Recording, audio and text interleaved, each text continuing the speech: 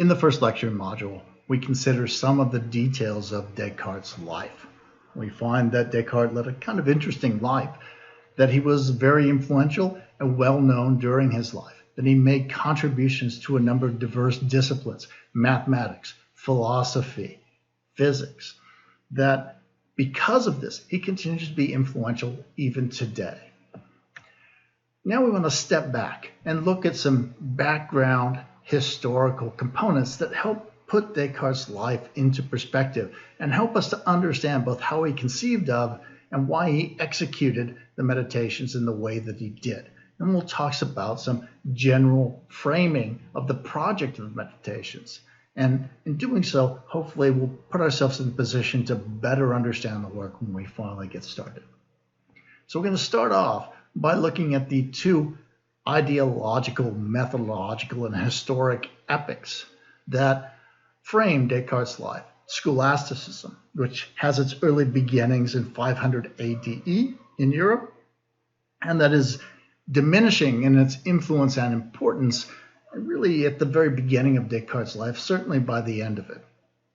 The European Renaissance, and particularly the Scientific Revolution, which begins around 1493 or so, has at least its precursors, and is really building steam and influence by the time Descartes is born, and certainly by the time he starts writing.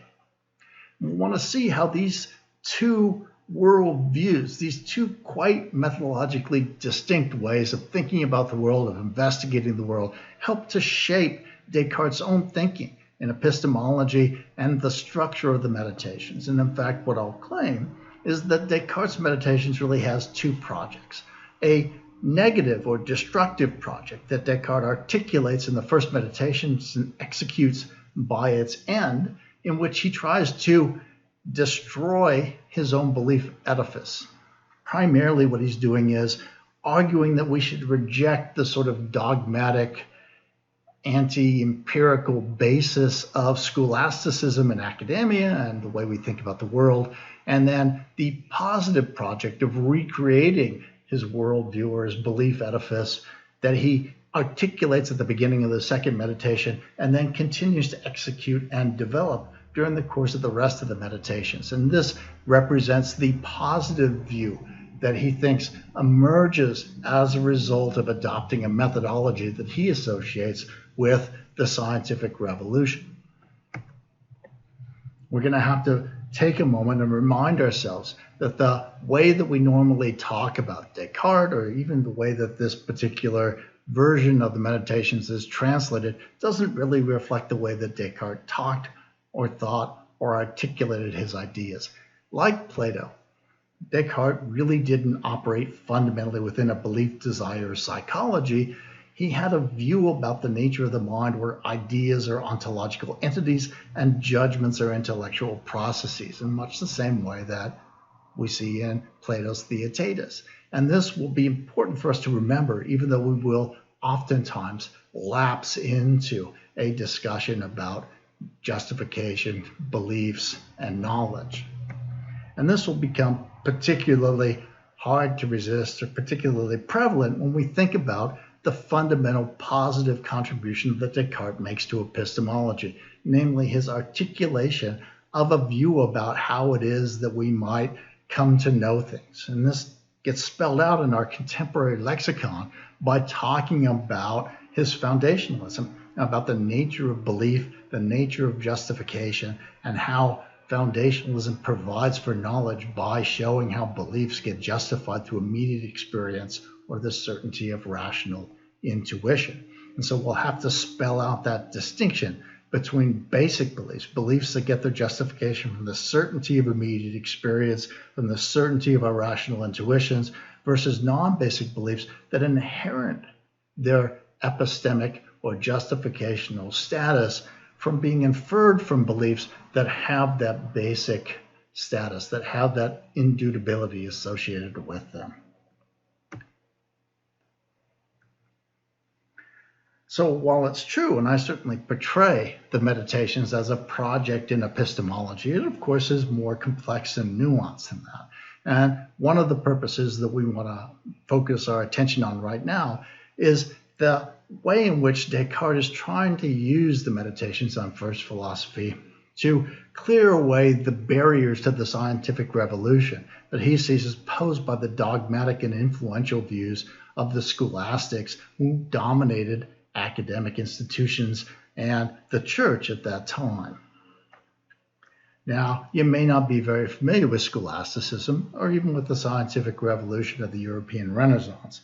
And so I want to take a little bit of time to paint a very superficial picture of these views so that we can understand the dramatic change in the way that people were thinking about and investigating the world in scholasticism versus in the scientific revolution, and so understand how it is that Descartes represents this transitional period between two dramatically different worldviews, the worldview associated with scholasticism and the worldview associated with the scientific revolution. And in fact, I would suggest that Descartes' life and work really provide a microcosm of the changes and challenges that are wrought by the important intellectual, social, and economic developments that are going to characterize this transition between the European Middle Ages and the European Renaissance, especially the development of the scientific revolution. And so it's important to understand these periods, to understand how it is that Descartes sees himself, the forces that he sees himself contending with, in the same way that we saw Plato contending with what he viewed as epistemic relativism and skepticism. Scholasticism develops as an ideology, a methodology, as well as an administrative and political force during the European medieval period, or the Middle Ages. Now, the Middle Ages is a European historical period dating roughly from about 500 ADE to about 1600 ADE. And scholasticism doesn't develop until about the middle of this period. Why is that? Well, in part, the Middle Ages begins with the decline and diminishment of the Western Roman Empire. In fact, scholars oftentimes conventionally date the end of the Western Roman Empire at 476 ADE. Now, the Roman Empire doesn't disappear overnight. The influence of Rome, its culture, its scientific and intellectual accomplishments don't just suddenly disappear everywhere all at once.